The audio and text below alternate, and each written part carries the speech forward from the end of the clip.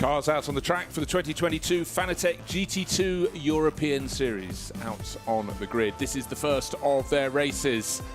And it's Dimitri Givazza on pole from Philipp Sladecker. We've got a mix of cars. We've got a Lamborghini and a KTM on the front row. Temperature creeping up, not racing as much as I thought it would do. 27 degrees, that's in the air, 27 on the track temperature. But of course the temperature in the cockpits will be far more advanced than that at the moment. But for Dimitri Givazza, who's in a new entry from Target Racing, sharing with Dimitri Deverikos, the Greek racer, he has taken that pole position in the Lamborghini. These cars, as you'll notice in GT2 for this special Fanatec series, a little more aggressive with their wings than their GT3 counterparts. But Target Racing from True Racing, Givazza from Sladecker, a Lamborghini from KTM on the front row. The Audis have been very strong. Orias Acid, second in the AM class on the grid, starts from third. Nicholas Silent from fourth. He's the championship leader. Peter Gulinks and Klaus Angerhofer start from row number 3. Then Gianluca Giorgi and Alessandro Baccani. It's all about Porsches, and all Porsche fourth row. Then the high class racing entry, great looking car from them, their Audi. And then Stefan Rattel and Leonardo Gorini, 11th and 12th on this grid, with Doppelmayr bringing up the back for LP Racing. That's Luca Piri's team. So a whole cluster of cars out there looking for glory. 2 races so far, or 2 pairs of races. Started with Henri Acid winning the first race at Imola. Not bad for an AM class driver. The second race there was won by Stins Longing and Nicholas Silens. That set them up very well for this championship indeed. As the cars go around the formation lap, let's just point out the second round of the championship was in the mountains of Austria at the Red Bull Ring. Victory in the first race went to Stefan Rossina and Philipp Sladecker. Sladecker starting outside front row here in their KTM. And the second race victory went to Elia Earhart in another Audi from LP Racing. So good spread of winners. No one has got a second win as yet, but the cars all in position here. A little bit of heat haze off the track, but bear in mind the air temperature was, when it gets the other side of lunchtime here, yesterday was an example, and through until the early evening it sits at 35 degrees. So the driver's very aware the temperature will be high in the cockpit. This is a quick fire race. It's 50 minutes and the driver changed for those that choose to change. So Fanatec GT3, but this is the Fanatec GT2 European Series, accompanying the GT Series around Europe and gaining in popularity. A lot of gentleman drivers in particular like these cars, a bit more horsepower. Now a rare one there, the gold and black and white, that is the Brabham. Great to see from David Brabham's ensemble. And that's Kevin Weider, who'll be kicking off, the American racer, and Anders Fjordbach, the boss of high class racing. So great to have something different and something with a proper name, with a proper family lineage for Brabham here, with a lovely looking BT63, which is their GT2 car to go alongside the BT62 road car. This is the track car and it's gaining pace with every round. But for Lamborghini on the front row, on pole position with their Super Trofeo Evo 2, Target Racing will be delighted on home ground to have their car at the front of the pack. 16 turns for just over 4 kilometers, and the first corner is one of the most testing in race circumstances. This is the final corner as the field sweeps around. The pace car is withdrawn to the pits, waiting for those red lights on the starting gantry to go from red to green, which they do. Very quick flick, and it looks as though which car has got its nose in front? Just about the KTM. Sadecker's got his, but he's on the outside. So from pole position, Givazza just gets the job done in behind, fairly neat and tidy for that instant leaving the grid on that rolling start. He looked as though Philipp Sladecker had his nose in front. He did, but not by enough to be in position for the opening corner. Nice and tidy, up to turn 4 they go. 1, 2 and 3 come very quickly. Then 4 and 5 are double right-handers, and the pole man gets through turn 5 into turn 6. There's a short infield straight that he will hit. Little kink, which counts as turn 7. And then one of the first possible overtaking positions is this one, down into turn 8. Any passing is going to be the back end of the field. Kevin Weider having a look. No, he's got a place gained. He's got Stefan Rattel just tucked in behind him. Up front, though, it's the Lamborghini from the KTM. It's Givazza from Sladecker. Neat, tidy, another KTM trying to gain. That's Angerhofer taking a look at the Audi in front, seeing if Peter Gulinks could be overtaken. He couldn't. definitely discretion was the better part of valor there. Down the kinked back straight, it's the longest run, these 2 kinks in it. Klaus Angerhofer pushing on very hard indeed, but now he's got company from behind. And it's one of the Ebi Motors Porsches, and it's Gianluca Giorgi fighting over 6th place, running very wide where turn 13 goes towards 14. A lot of people go wide there, just go too deep into the corner, then they have to gather it up for turn 14. But apart from that initial challenge on the run to turn 1 from Filip Stadecker, it's looking good for the very late entry for Dimitri Givetsava. When the initial entry list was issued, it was just his teammate Dimitrios Deverikos for Target Racing, but an Italian driver is always available with a race license in an Italian paddock, and Dimitri Givetsava is doing exactly what he wanted to do. Filip Stadecker in 2nd place, worth pointing out, is running in the Pro-Am class. Dimitri Givetsava is running in the Am class. So we've had already an Am winner in Henri Acide. Henri's running 3rd here, but he did win the opening race of the season. And I must say that Henri's car, like the others from LP Racing, standing out very, very nicely with those bright yellow flashes on their nose and flanks. Nicholas Silence tucking in behind number 11, running in 4th place for PK Car Sport in the all-Belgian combination with Steen Longin. Already the tail starting to slide a bit for Henri Acide, so tyre temperature very, very critical. But again, at Misano, even the very top drivers say this is a circuit on which it's very, very easy to make a mistake. But Henri caught that slide before it became anything serious and is still lapping very, very well indeed in 3rd place overall. So it's Am driver Dimitri Givetsava leading Pro-Am entry Filip Stadecker in that KTM crossboat from True Racing. Henri Acide in 3rd place in the number 67 Audi. And actually what he's doing now is starting to drop Nicholas Silence, so the first 3 just starting to pull their way clear. And the car we need to look for is running in 6th place overall, also in the Am class. It's Klaus Angerhofer. Well, let's take a look at the replay of the start. A bit of dust in the middle of the track, but from the back you can't tell a great deal. You can see the run to the first corner. The KTM got its nose just in front at this point by about a 1/4 of a car length, but by holding the middle of the track and then moving across to take the inside line, Dimitri Givetsava did what he needed to do from pole position through those turns 1, 2 and 3. Super, super tight. You can see with a packed field of cars you could have a problem there, but R13 car field got through there no problem. So for Fanatec GT in the GT2 European Series, a very, very clean start indeed. Now we're starting to see people making moves on this lap, running down in 5th place but lapping faster than anybody else by some margin is the number 81 PK Car Sport Audi in the hands of Peter Guling. So we could have the front 6 starting to close up, and last time around the driver behind him, Klaus Angerhofer, was the fastest of all. So it's not the man at the front who's setting the pace. Well, not until, let's see, the middle stage of this lap. But that Klaus Angerhofer, that number 7 KTM, what we're seeing, the top 6 have now made a break. It's sort of orange and black, yellow and black, orange and black, yellow and black, and orange and black, a popular colour. Has anyone thought of green? Car 81, Peter Gulings, as I said, fastest first sector of anyone. But then further around the lap, in the middle of the 3 sectors, our race leader, Dimitri Givetsava, picks up the pace. So different cars at different points on the circuit. But right now, it's the Lamborghini in the middle sector. There it is. Yes, finally getting a little bit of daylight between him and the car behind. 0.85 of a second between first and second, between Givetsava and Stadecker. This time around, it looks a little bit more. Might be the other side of a second. Let's see. 3 laps completed, and the gap between first and second goes out. Well, 2/10 gained. It seems slightly more than that.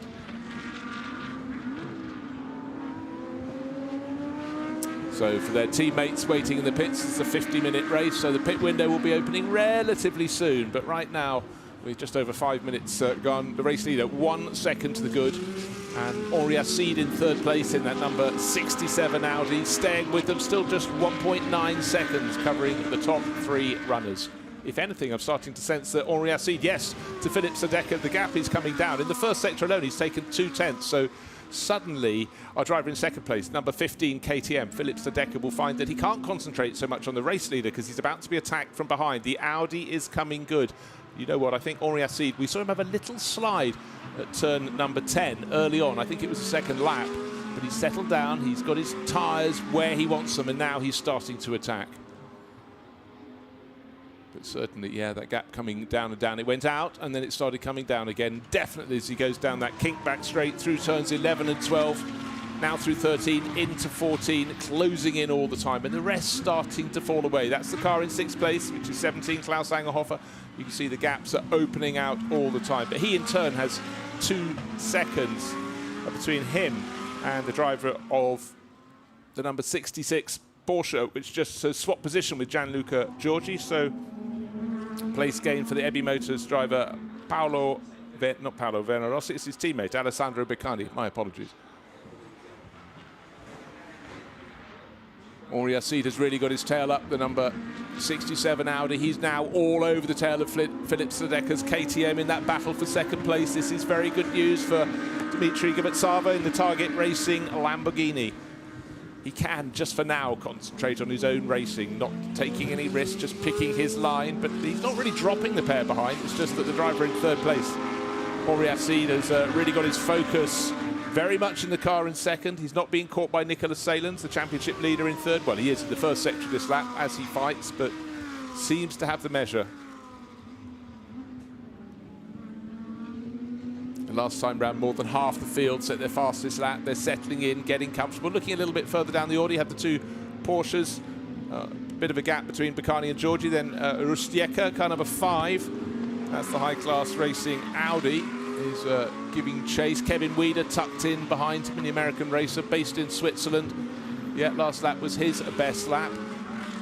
Then comes Stefan Rattel, Leonardo Gorini in the number 911 Porsche from LP Racing, and at the back of the field, car number 18. And it's another car from LP Racing, Michael Doppermeier, Austrian racer, in his Audi. First to 13th, 34 seconds at the moment. But our race leader, Dmitry Gibetsava, getting more and more comfortable in that Target Racing Lamborghini at the head rate. There is Kevin Weider, number 1. Black, white and gold Brabham, looking neat, looking tidy.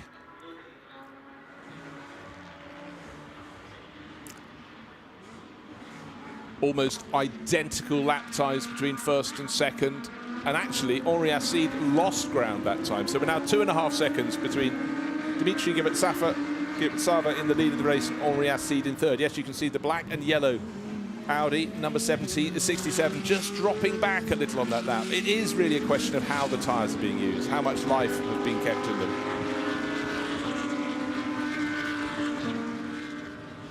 And the driver who's really been advancing in recent laps is in 7th place, but suddenly Klaus Angerhofer in 6th is not looking so secure because Alessandro Beccani gaining ever more pace in the Ebi Motors Porsche. That's their 66 car. That's the bright blue one.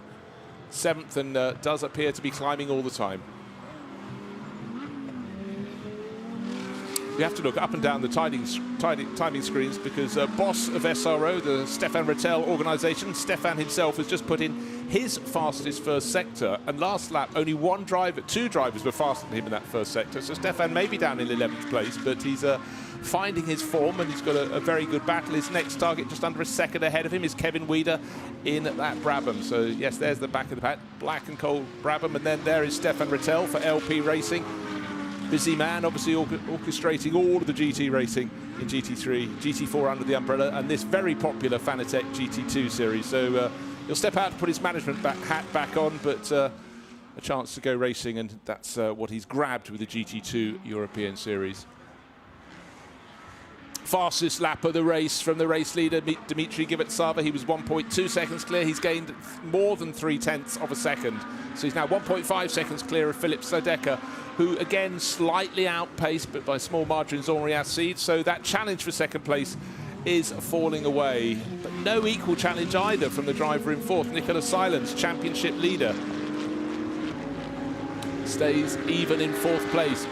Peter Gulinks being hunted by Klaus Angerhofer, not much change there. And suddenly the charge from Alessandro Beccani is starting to fall away. He had a couple of good laps, gained a place, but the front 5 is ahead of him, but they're evenly paced. Just looking at the back of that order, looks so Peter Gulinks is closing in now. There we have the driver in 5th place. That's Gulinks chasing the championship leader, Silence in 4th, and definitely you can see from the body language of the chase, the 81 is faster than the 11 at the moment. Peter Gulinks chasing fellow Belgian, coming out of turn 10 onto that long back straight. Up until this first kink, which is turn 11, is the longest straight part of the track. Through the kink, there's another short straight, half the length of the start-finish straight, and then from 12 to 13, another short straight, 13 is the point at which you're still travelling at speed, still looking for momentum, and then trying to turn into the turn 14. And many a car has had its tail come around.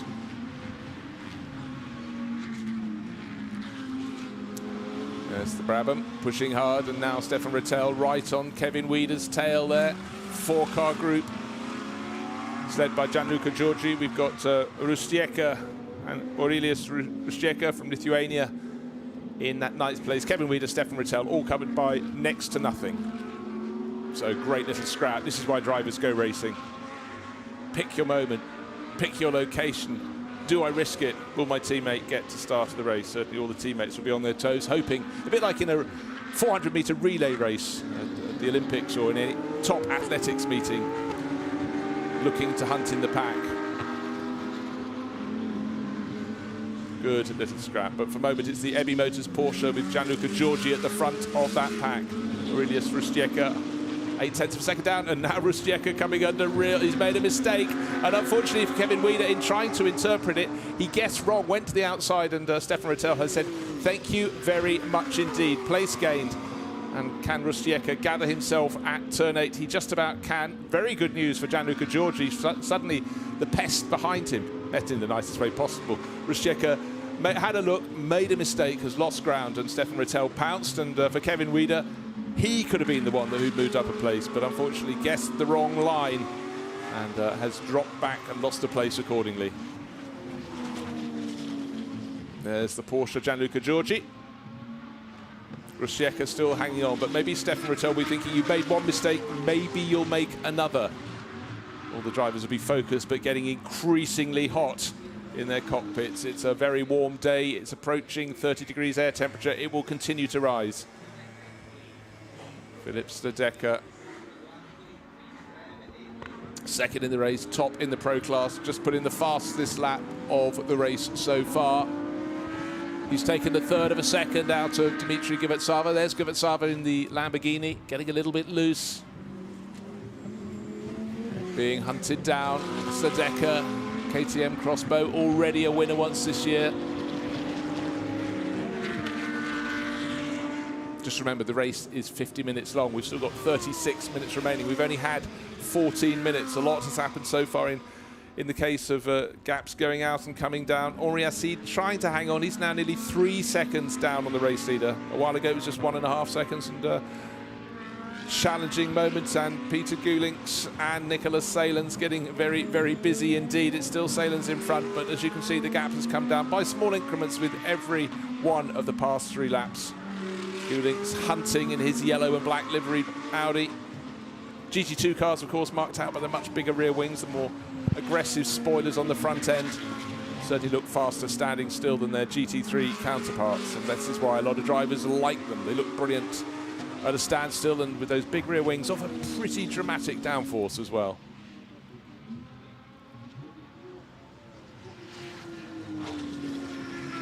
Looking for change. You can see the last 2 laps have been very good indeed for Stefan Rattel, not so much for Kevin Weider. Kevin's hanging with him though.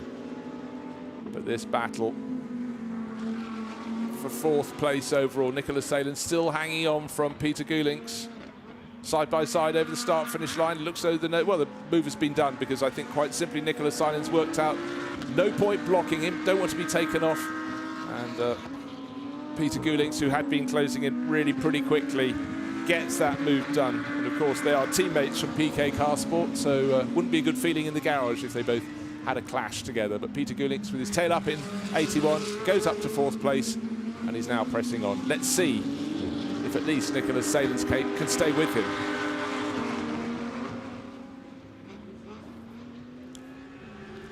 And just to let you know, the gap, the front of the race, advantage by more than 1/4 of a second, 1/3 of a second last time around for the Lamborghini of Target Racing's Dmitry Givetsava, puts him 1.6 seconds to the good.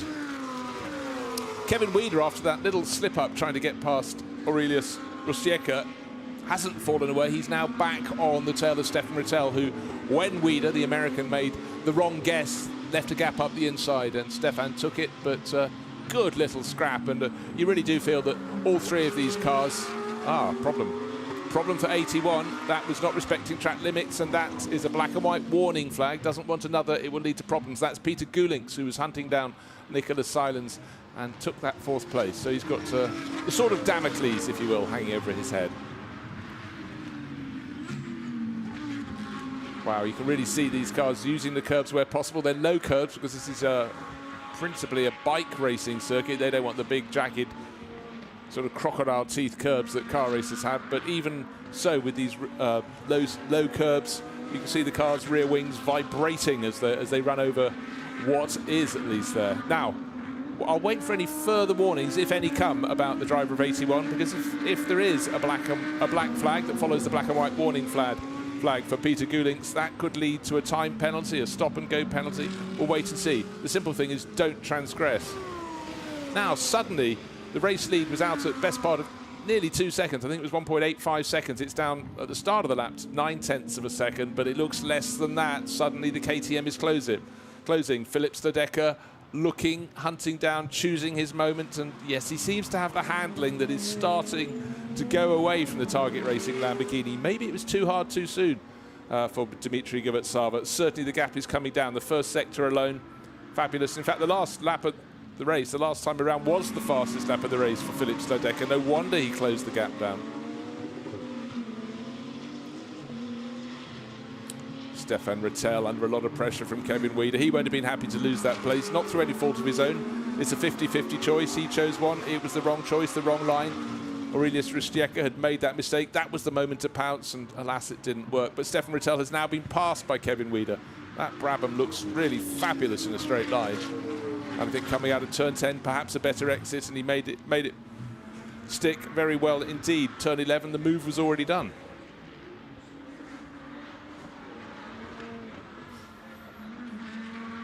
Over the curbs, Henri Assis continues to drop away from that first place battle. He's now 3 seconds down to the race leader, 2.1 seconds down on Philip Stodecker. There he is in the background. 3rd in the race, 2nd in the AM class for Henri Assis.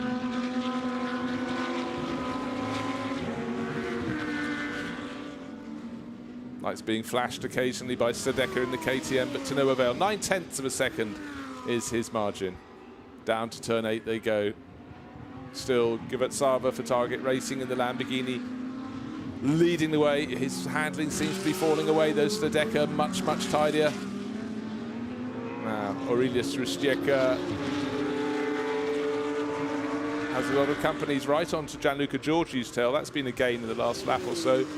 Kevin Weider right with him, and Stefan Rattel just falling away a little bit slightly at the back of that shot. Don't know if Stefan's got a slight problem. So 50-minute race, and the pit window will be open in a minute's time. If you're at the back of this pack, even if you're having fun, is this the time when the pit window opens to dive in and go, I've been obstructed, let's get the pit stop done and see if we can get out ahead when the pit stops have been completed of a car that's sitting in front of us. But Kevin Weider's really got his tail up now and is closing down on Aurelius Rustieka. And again, you're just seeing this incredible straight line speed out of turn 10 by turn 11, as it was with Rattel, but not as tidily. He's up the inside. I thought he got his nose in front, but Rustieka not prepared to give him the space as Rattel had been, and fought it out. Made it a little bit tense through turns 11 and 12, but the Brabham has got through. So from Kevin Weider's point of view, maybe he'll pit next time around going, I chased, I lost ground, I chased again, and I gained places. So he'll at least enjoy that. Into the pits they come. First opportunity. In comes Weider, in comes Rustieka, and in comes Stefan Rattel. So keep an eye on the top of the screen. Check that all the drivers managed to be completing their, or entering the pit lane to do their driver change before pit window closes. Up front, though, what was 1.9 seconds came down to 0.9 of a second, is down to 0.8 at the start of this lap. The gap between first and second, the gap between Dmitry Gavatsava and Philip Stodecker, it's less than that. It's a car length and a half, but look, when they corner in the tighter bends in particular, the KTM has an advantage. So busy time in the pits now. That's Stefan Rattel's car, number 88 Audi from LP Racing, and he's handing that over to Luca Piri, the team boss, the team owner. Luca raced for a very long time, 20 plus years of top-line racing, and now runs a crack team, but it's good to see he still gets to race in this Fanatec GT2 series. so far, just those 3 cars. The one started by Aurelius Rustieka, which is a number 5 Audi, the number 1 Brabham from Kevin Weider, and Stefan Rettel's 88 Audi have made their pit stops. The other 10 cars remain out on the circuit. Over the start-finish line, it was 0.8 of a second. He's actually gone out to 0.9 of a second. So the early part of the lap is where the Philips Sedeka-driven KTM seems to have an advantage, but the final third of this 4-kilometre circuit seems to be better ground for Dmitry Givetsava in the Target Racing Audi. Again, here we are, turns 4 and 5. The KTM all over the tail of the Lamborghini. That's certainly not 8/10 of a second, 9/10 of a second, which it was on the start-finish line. That is less than that, but actually a better run out of turn 6, through the kink at turn 7, down to the tight left-hander at turn 8. And our race leader just ekes out a tiny bit more of an advantage in the lead. Half a dozen, 4 more cars have entered the pit lane.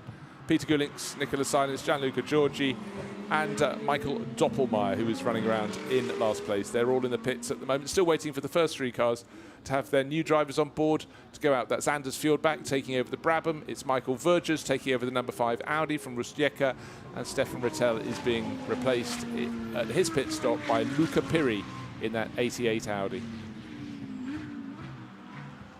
Race leader over the curbs, but still one wheel just within the boundaries. So Dmitry Givetsava in the Lamborghini from Target Racing ahead of Philip Sedeka's KTM Crossbow. This lap has been a better lap, and the car in second place agrees with that, because Philip Sedeka dives into the pits where Dmitry Givetsava continues in the lead of the race. Gianluca Giorgi in as well. And the car we haven't talked about too much is that Giorgi car. It got passed by Ebi Motors' teammate earlier on, but since then all is good and will be taken over by Alberto Schiller for the second half of this 50-minute race. Not yet at the halfway point. We're working our way through the pit window, but we've still got 5 of the 13 runners yet to pit in this race. Now, track position really important. It's almost like the first lap of the race. A whole host of these cars could be gaining ground or losing ground. The car that seems to have fallen back, lost a bit of ground, is Bert Longin's number 81 Audi. Don't forget that was challenging for 5th place earlier in the race. And you can see these drivers, their tyres not yet up to temperature, but certainly Anders Fjordbach is looking very, very positive in the Brabham on fresh rubber. Can't quite get around Bert Longin, but maybe by the exit of turn number 8, the move would have been done. The Brabham running very wide. Longin is accepting that he's been passed, so place gain for the Brabham crew. And Kevin Weider probably still taking his helmet off in the pits, but when he looks, his hard work is being augmented by a really, really good starting lap from Anders Fjordbach. Anders with a lot of prototype racing experience, don't forget. Still, however, Dmitry Givetsava, Henri Assid, Klaus Angerhofer, Alessandro Baccani, all running in the AM class, have yet to make a pit stop. They're the top 4, but that order will be shuffled. But maybe, just maybe, when Dimitrios Deverikos takes over that number 24 Target Racing Lamborghini, he will emerge, because these are good, tidy, swift laps, which is exactly what you want around the time of the pit window.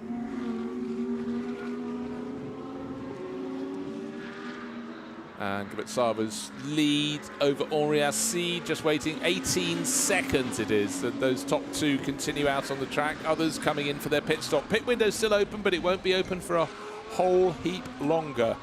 Oh, and I thought Anders Fjordbach was quick in that Brabham on his out lap. He's banged in the fastest third sector of the lap of anyone. So at the end of his first flying lap, he's really getting up to speed. Fjordbach up to 8th, and I think will be coming higher. There is the Brabham. Fjordbach absolutely flying, and the number 17 Klaus Angerhofer driven KTM. Of course, that was a car started by sorry, he's about to make a pit. Sorry, that has yet to come into the pits. That's in second place, but being hunted down and passed. So this is very, very impressive from Anders Fjordbach, trying to get the front end of that car to grip. It's not doing so just yet at turn 9, but through 10 again, it's got fabulous punch out of the corner onto that long back straight. This is where the Brabham really gains. You could look at it and see how sleek it is. Car 67 running at low speed down through the pit lane. That's Henri Assid. But still, our race leader, Dmitry Givetsava, running clear. 18-second advantage over Klaus Anghoff. And there he is. Another lap goes on the board. So he's going to be out until just before the pit window closes. If he leaves it a lap too late, that will be egg all over his face. But right now, while the track in front of him is clear, while he's happy with life, he's chasing. It's not necessarily clear because Henri Asside's car returns to the circuit just in front. But of course, we'll be waiting for tyre temperature to come up. Elia Earhart, who won the second of the two races at the Red Bull Ring, starting to get a bit of a move on. Pit window still open. The Target Racing Lamborghini still lapping at the front of the field.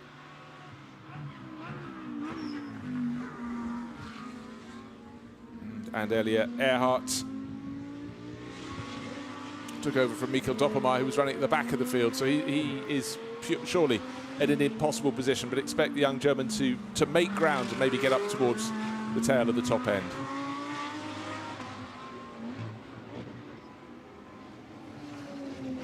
Henri Asside, the leading runner of those who pitted. Of course he would be, because he came in from third position. Just waiting to see where the other KTM slots back in. Philippe Sedeka had been holding down second place. Stefan Racina is now on board. He's listed as fifth on the timing sheets. I think next time around, with others having pitted, he'll be working his way to the front. But we can tell you that number 24 Lamborghini continues to lead this race. Dmitry Givetsava, and now he dives in just before the pit window closes, and his teammate for Target Racing, Greek racer Dimitrios Deverikos, will be taking over that 24 Lamborghini. In this race, we've got one Lamborghini, one Brabham, 2 KTMs, 3 Porsches, and 6 Audis. So Audi's numerically strong, but at the moment not featuring at the very front of the field. Still 22 minutes remain, time to catch up. Temperatures rising all the time, not just in the cockpit, but throughout every environment. The pit garage, the pit lane, and those in the sunshine will really, really know about it today. Now, there's a rule. You have a mandatory minimum time that you can spend in the pit at your pit stop, and it seems the number 911 Porsche from LP Racing, in which Leonardo Guarini started the race, has been given a penalty. It was under investigation for its pit stop being too short, and I can tell you by precisely how many seconds. 6 seconds, because that has been their penalty time. Now, the race leader into the pits, Dimitrios Givetsava, Klaus Angelhofer and Alessandro Baccani, they all got in before the pit window closed. And the Lamborghini back looking to try and win on home ground for Target Racing. Joined the championship this weekend. They had a car early in the season for Pierluigi Alessandrini and Dilanta Malagamua, but they're back with the same car, but with a new crew, with the driver who started it, Dmitry Givetsava, and now in the hands of Dimitrios Deverikos, just waiting for his board to flip over when that car is back into the race. There's Klaus Angelhofer's KTM. Pit window's still open, so they've all done it in time, and the remaining car is that Porsche, the number 66 car, in which Ebi Motors placed Alessandro Baccani for the first pass of the race, but it'll be Paolo Venerosi who takes over next.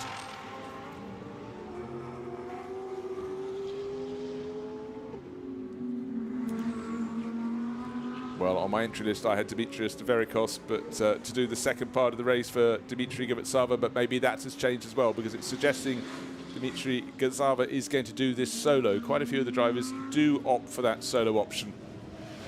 And certainly looking at the first part of the race, you'd have to say that Givetsava, with lots of Porsche racing experience, is looking pretty comfortable in the lead of the race. But I guess we've got to check what the gap will be when he crosses the start-finish line. Don't forget, before the pit stops, the car running in second place in the hands of Philippe Sedeka was about between 1 and 2 seconds in arrears this Target Racing number 24 Lamborghini. But Stefan Racina has taken over from Philippe Sedeka, and the visual is his nose is in front. It's worked better the earlier pit stop.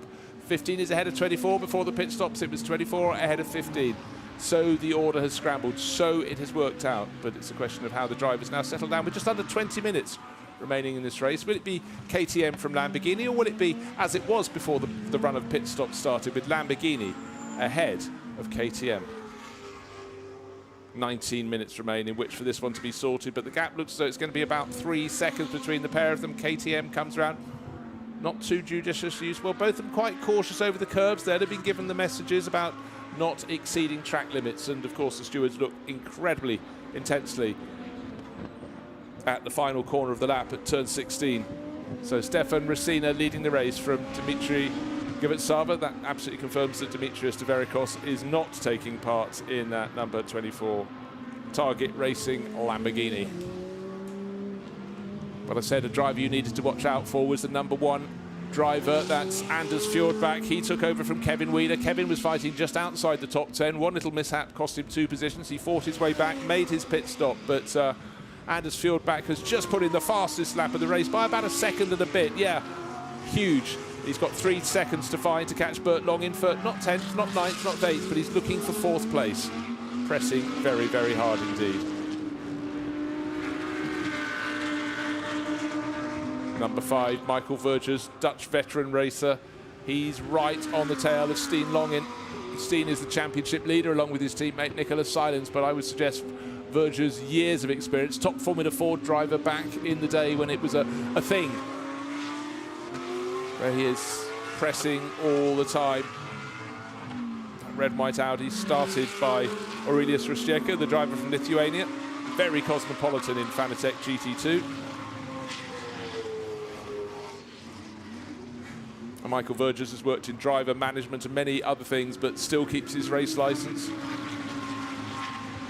Car just running through the pits, trying to work out who's made a second pit stop. It's the 911, so that's the drive-through with a 6-second stop and go for transgressing on pit stop times. So Leonardo Guarini into the pits, doesn't have a teammate this weekend, so he can blame nobody but himself and the team boss. Minimum pit stop. It's a mandatory time, but it was transgressed. 6 seconds under would have gave them track position, but you lose so much more, of course, if you come in to serve a drive-through penalty. Even though it's quite a short pit in, it's a very long curling pit out, and it really, really does cost you.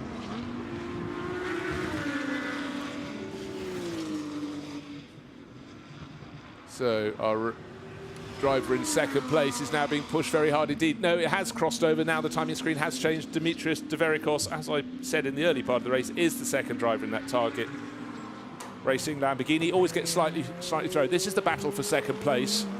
And instead of challenging for the lead, since he's taken over, unfortunately for the Greek driver, he's suddenly being pushed from behind. He's run a little bit wide, and the place is about to change. Henri Acide, who did the first half of the race, so he's attuned with car and track with the Audi, tucks in behind, had a little look at turn 10. Couldn't make it stick. Through the kink at 11. Pressuring Deverikos. Deverikos looking a hard nut to crack there. He goes through the kink at turn 12. 13 is the tightest of the 3 kinks, and many a driver spins, but we saw him run a little wide there last time. And again, he struggles between 13 and 14.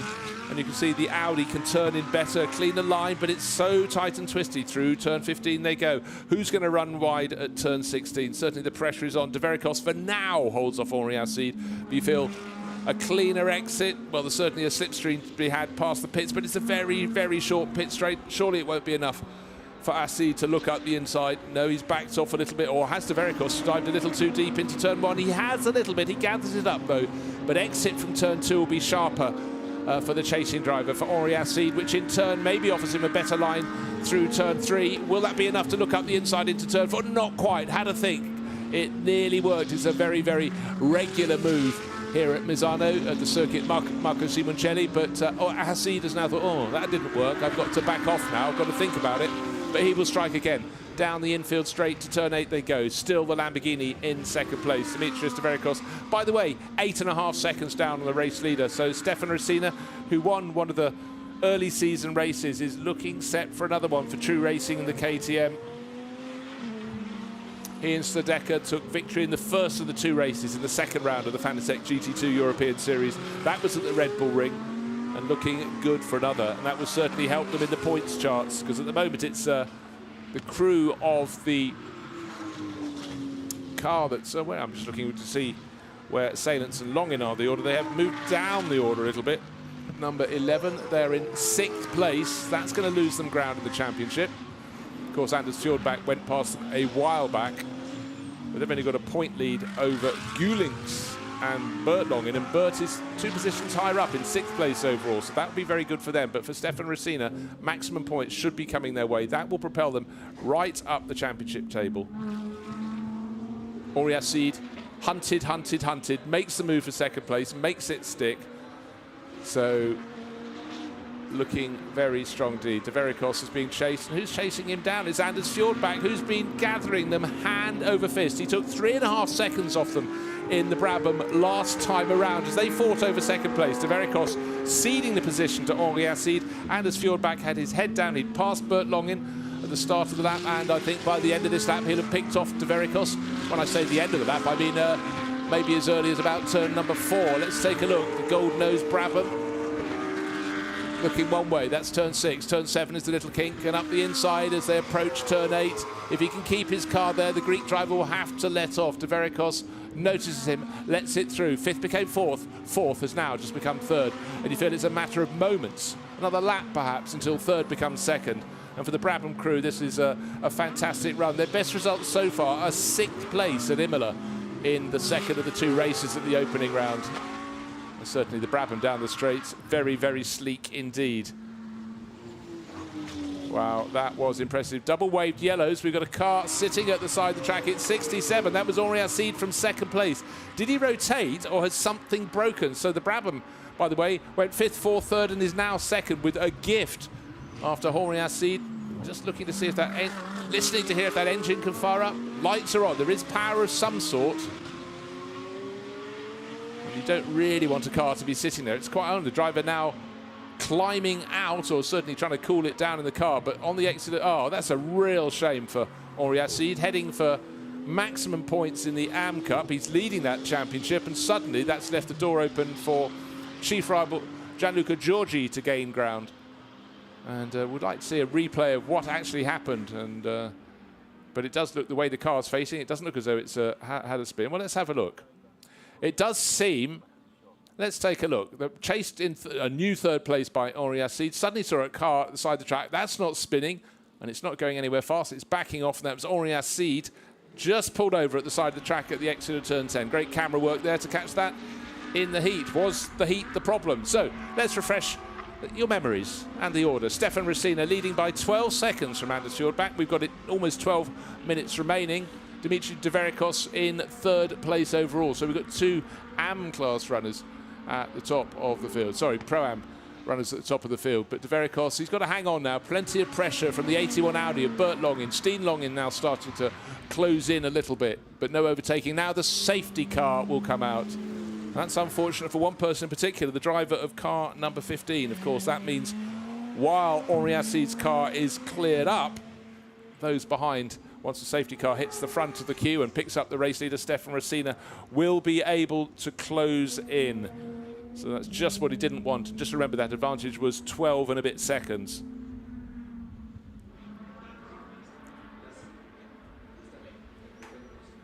So the gap will come down. It is a question of how long that safety car period. Where is the nearest gap for that number?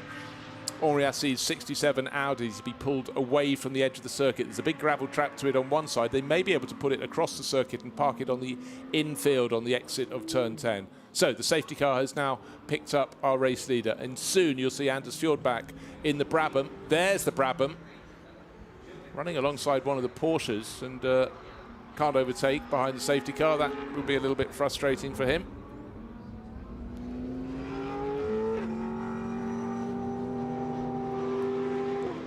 And it's going to be towed clear. The driver that was in a safe 2nd place, admittedly he would have been hunted a little bit by Anders Fjordback in the number 1 Brabham, but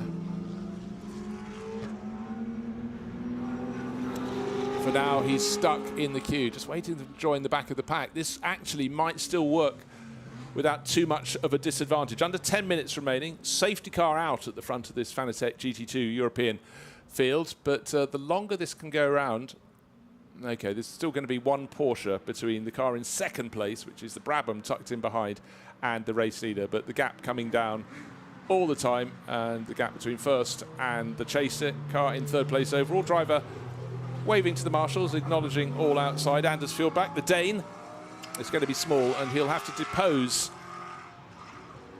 the 911 in front of him, which he should be able to do, providing the driver, Leonardo Guarini, is agreeable to that once the safety car withdraws. Still waved yellow flags around the circuit.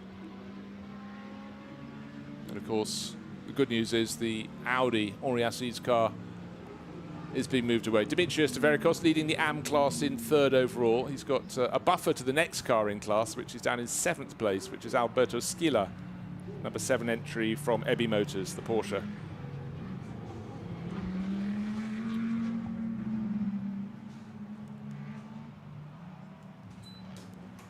So, chance for drivers, they'll still be very, very hot in their cockpits of their cars. But a chance for them to cool down a little bit, but get some air through their radiators. Don't think this is going to be a long safety car period. But the Henri Assi's Audi that was stuck at the exit of turn 10 with an unknown problem, but clearly no drive of any avail for Henri Assi. That appears to have been removed, but looking at the lights on the top of the safety car, it's still going to be this lap at least. And there's the message.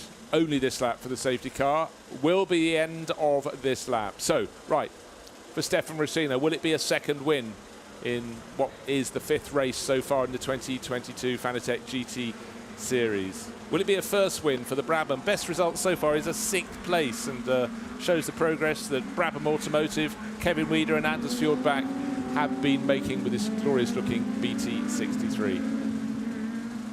And for the Porsche sitting between them, Leonardo Guarini in the white, blue and red Porsche. He is a lap down. It's his job to keep out of the way. It's Anders Fjordbach's job to get past him as soon as he possibly can. But the safety car in at the end of this lap. 13 cars started. 1 has fallen by the wayside. That's been withdrawn. That was Henri Assi's number 67 Audi. Unfortunately for him, retiring from 2nd place. So disappointment for LP Racing, but possibly a great moment coming up for Anders Fjordbach. Has got to get the black, gold and white Brabham past that lapped Porsche. Has got to put the lap on him and then set off after the race leader. But the clock continues to count down. 7 minutes remain in this 50-minute race. Are we looking at a driver heading not just for the car's best ever finish in this championship, but a possible win? We most certainly are. Down the back straight, past the scene at which, at the background of the shot, is where the number 67 Audi pulled off. Disappointment for Henri Assi. We saw him trudge through the gravel bed to the outside, but the field is now nose to tail. But the driver who dictates the restart is the driver in the lead of the race. And that, of course, is Stefan Rossino.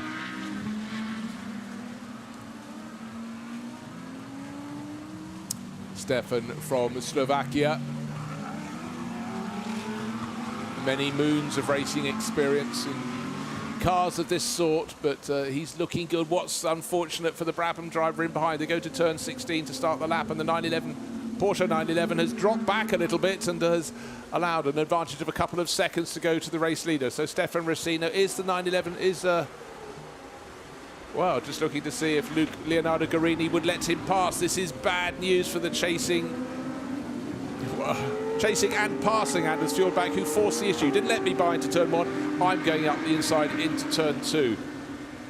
So now clean line of sight and about a 3 to 4 second gap. Oh, Dimitrios Deverikos has lost a position. Others pounced while his Lamborghini's being pushed a little bit wide, and he's lost 2 positions to both the long end. Bert and Steens, and maybe anybody else is taking a look. In the background of the shot, Michael Verger's getting busy as well. He too is diving up the inside of the Lamborghini. So Deverikos really caught napping. 3 Audis past him.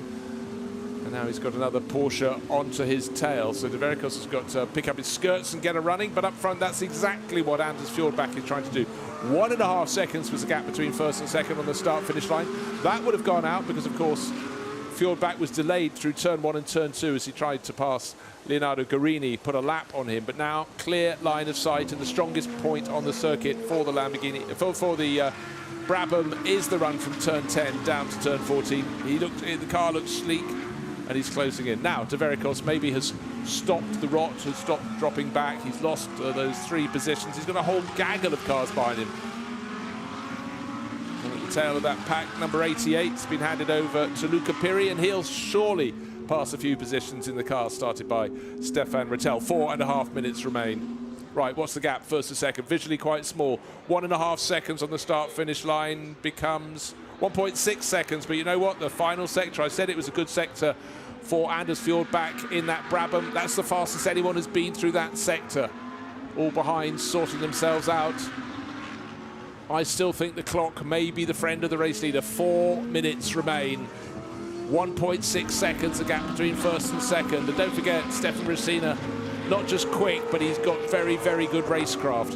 And a fabulous three-way Porsche battle. Bert Longin, Steve Slongin and Michael Vergers. Belgian, Dutch, Audi, Audi, Audi. Great little scrap, and I actually really quite fancy we will have a place change or possibly two in this scrap for third place in the remaining 3.5 minutes or so. Car number 5, final warning for track limits. That's the one at the back of that pack. It's the car that's running 5th. It's Michael Vergers. Of course, he could be carrying some track limits warnings earned in the first half of the race by his teammate Aurelius Rustieka. But there they are, 3-car train for third place.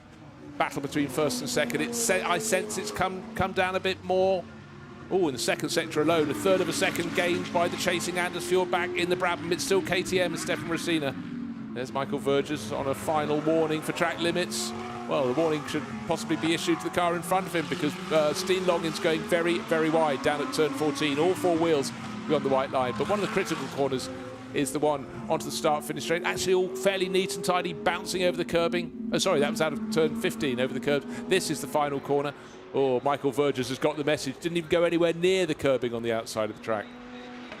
2 minutes 40 seconds remain. Gap is under a second. It's really coming down. It was 1.5 seconds. It's 0.978 of a second. You can see the gaps even in this scrap. Fabulous scrap. Michael Vergers pushing hard for 4th place, and Steen Slongin hanging on. He's still the championship leader with his teammate Nicolas Melassian. But for how much longer? For how much longer? Because of course they're scrapping for 4th and 5th, not 1st and 2nd. 0.2 of a second gained in the chase in the first third of the lap. That's Stefan Racina being caught by Anders Fjordbach, the KTM crossbow. And the place has changed. There we are. 5th has become 4th because Michael Vergers has made it stick and he's pushed Steen Longin back to 5th place overall. Now can he catch Bert Longin, who while they were scrapping has pulled a little bit clear, a little bit of breathing space in 3rd place overall. Car number 11 has got a final track limit warning. That's Steen Longin. He's the one who just got shoveled back a position. So they're all aware they can transgress no more. Right, there's the warning. But this is the battle for the lead of the race. It's right down. It was 0.978 of a second at the start of the lap. But Anders Fjordbach, the Dane, chasing the Slovakian Stefan Racina very, very hard. But there's possibly only one more lap after this one. Out of 14 into 15. Here's the final corner, 16. You could see how Anders Fjordbach is looking here, looking there. But this surely will be the last lap. Let's take a look. With 1 minute and 10 seconds or so, they cross the start-finish line. It's a 50-minute race. And right now, Stefan Racina, as he goes through turn 1 into turn 2 on this final lap, is doing the job of trying to keep the doors locked. Oh, that was a very interesting move there from the chaser, from Anders Fjordbach. He's got the pace in the car. He's fast enough, not close enough to make a dive into turn 4. Therefore, not close enough for turn 5, not close enough for turn 6. Let's see what happens when they get to the end of this infield straight down at turn 8. This is 5. That's 6. Down the straight they go towards turn 8.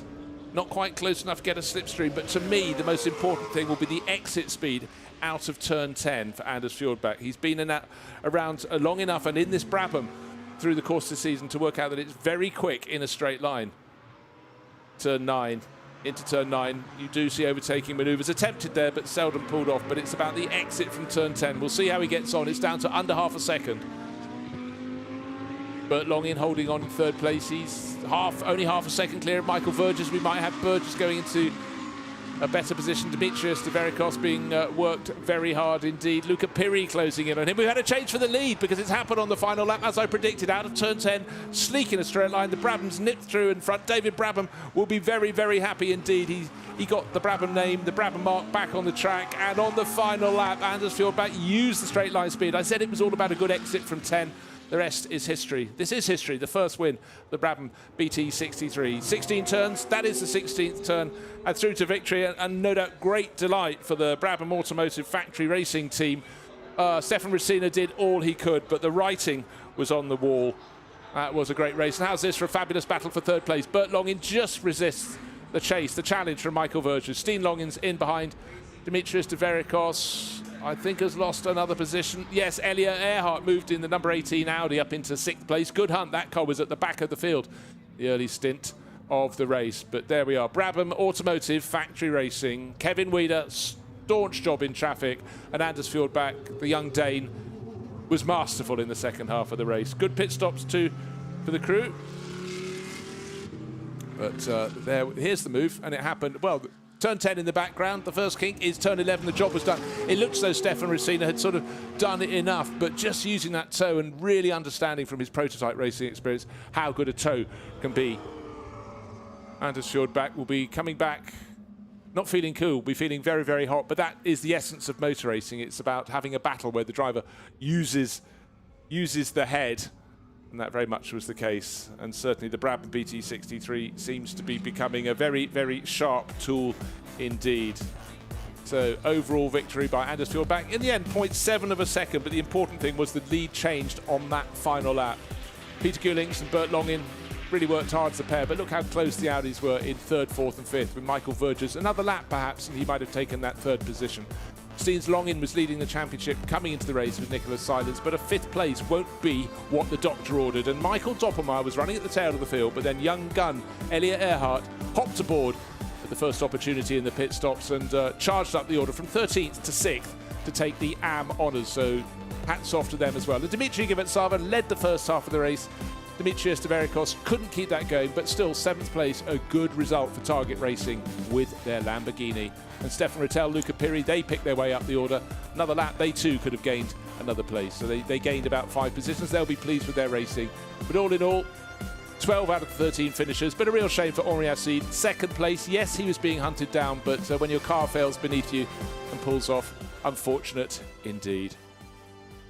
About to turn into pit lane with the job done. The best result for this car before in the 4 races held so far in the Fanatec GT2 European Series was a 6th place. Today that has been truly bettered in a big way. Pair of 9ths and a 13th with their previous runs, but now the sharp one, not just a podium but a first win. So job very, very well done. And also to control the chase in the restart, to depose Leonardo Guarini, who was a lap down between him and Stefan Racina, but job done well, and in some lovely shade in the pit lane for the Brabham with that victory. What could have been the great-looking KTM from True Racing for Stefan Racina, but in the end, the writing really, really was on the wall. And a great moment when you've got a door that lifts up like that. Maybe a bit of a breeze getting the car, but out of the cockpit. Well done indeed. Anders Fjordback, great, great drive from the Dane there.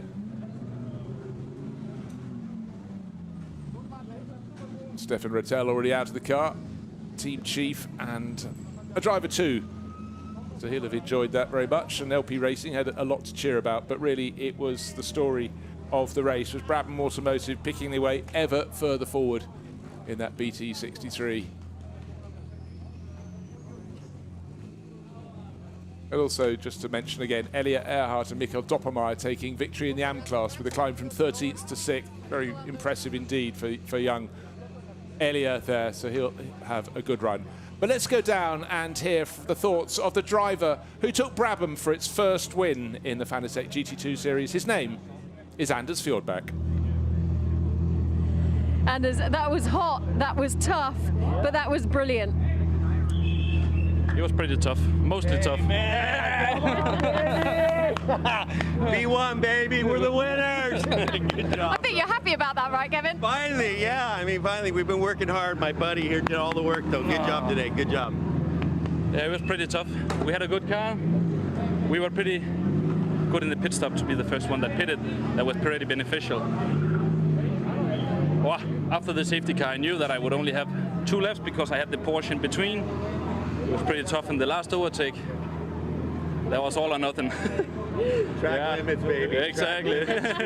You did it, guys. Well done. Thank you very much. Thank you, thank you. Well done.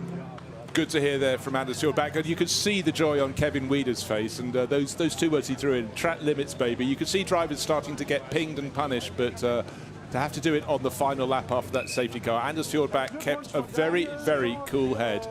And it's a popular win to have. We've had now 5 different driver combinations win the first 5 races. And for Kevin Weider in particular, based in Europe now, the American, who's raced many, many things. You can see the joy. You can also see the advantage of sitting out the second half of the race and perhaps cooling down just a little bit in what is a very, very hot pit lane at Misano.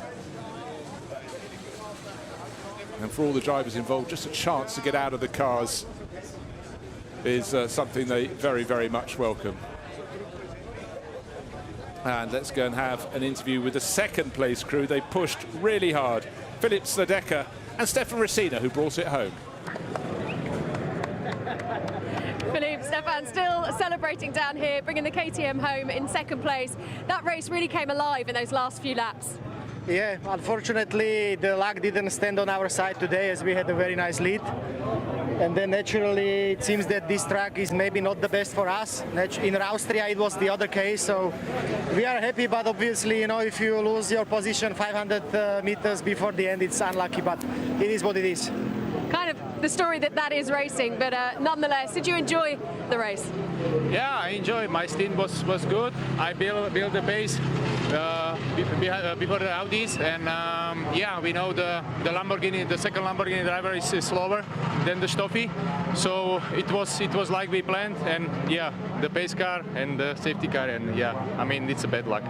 Absolutely, it's racing, but great to see you in second place. Thanks, guys.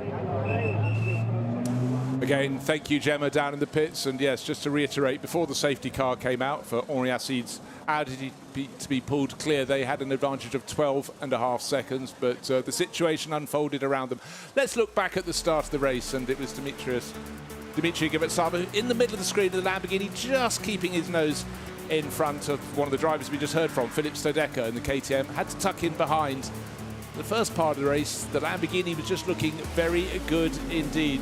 Givetsava controlling, proceeding. Great racing further down the order. This is Aurelius Rustieka getting a little bit wide, and unfortunately for Kevin Weider, pushing him wide at turn 16, and Stefan Rattel said thank you very much and grabbed the position. Pit stops came, pit stop went. There were great bunches of cars, real gaggles of cars. You can see Anders Fjordback in the Brabham in the middle of that pack, and from that point it really didn't look as though a win was on the cards, but this moment changed all of that. Henri Acide pulled to a stop from second place out of turn 10. That brought out the safety car while the car was recovered. There was one car between the chasing Anders Fjordback and the race-leading Stefan Racina, but then after the safety car period, that was passed. And then here on the final lap, the final sequence of corners, if you will, down into turns 12 and 13, the move was made. Wow, talk about track limits. They were almost in a neighbouring province of Italy there when the move was made, both off the circuit down at turn 13. But for the Brabham crew, they got in front. They won by 0.7 of a second. Their best result before this was a 6. So Kevin Weider, no doubt, really, really celebrating. And a 3-car train for third place behind. So great racing action from the Fanatec GT Series here at a very hot and sweltering circuit. Marco Simoncelli at Misano. Looks cool and calm. Henri Acide's car on the flatbed. His Audi just being brought back to pit lane. Hopefully that's something that could be fixed ahead of their second race here at Misano. Hopefully it was one of those really silly little things, but the car running well in second place was being caught by those chasing, but certainly looked good to take AM Cup honours. So now, of course, the task of getting the drivers to go and stand up on the podium.